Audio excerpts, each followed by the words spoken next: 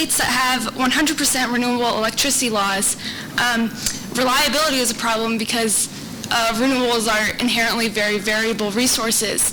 And we always talk about batteries for storage, but what are states thinking about in terms of longer term storage, like when you're talking about a whole season? I know that hydrogen fuel or compressed air or redox flow batteries are things that are talked about a lot in academia, maybe in the more research stages of development, and I'm wondering what states and utilities are thinking about in terms of long-term energy storage when batteries are pretty expensive for large-scale long-term energy storage. Okay. So I think no state has 100% renewable today, right? And they know that. And so those goals are 2035, 2040, 2045, and they're relying on some kind of innovation in the battery sector. But there's also, using renewables to create hydrogen and using hydrogen then to fuel, both on the transportation side, the power sector side.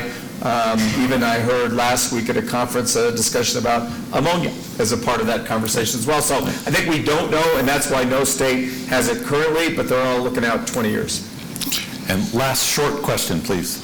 Yes, Lucy Chu, assistant professor in the University of Maryland. My question is about the decarbonization of the space heating sector. So space heating still heavily relies on natural gas. We talk about storage, solar, but none of them can solve the problem of using natural gas for space heating. So I know that several states, they have incentives for installing heat pumps, but there doesn't seem to be a momentum in other states. Yeah, so that's a policy consideration, and it's called beneficial electrification.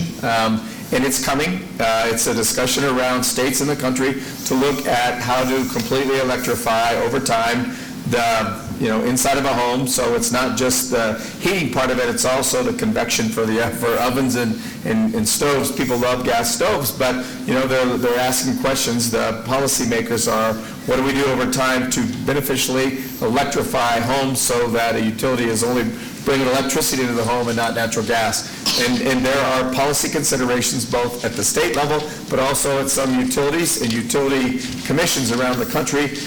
This demand issue, the flat demand curve has actually changed a little bit by beneficial electrification and increasing electric vehicles, so that utilities say we have a business model that can survive into the 2030s. Yeah, I'll just offer on that one that we have quite a few lessons to learn from the UK, who is struggling deeply with the same problem and are thinking about town gas, renewable gas, and other things, so they don't have to change out the infrastructure. So there are a number of different technology pathways to get to that. So we are a couple minutes late. Can you please join me in thanking Governor Ritter? Fantastic. Thank you. So much more to talk about, but not enough time.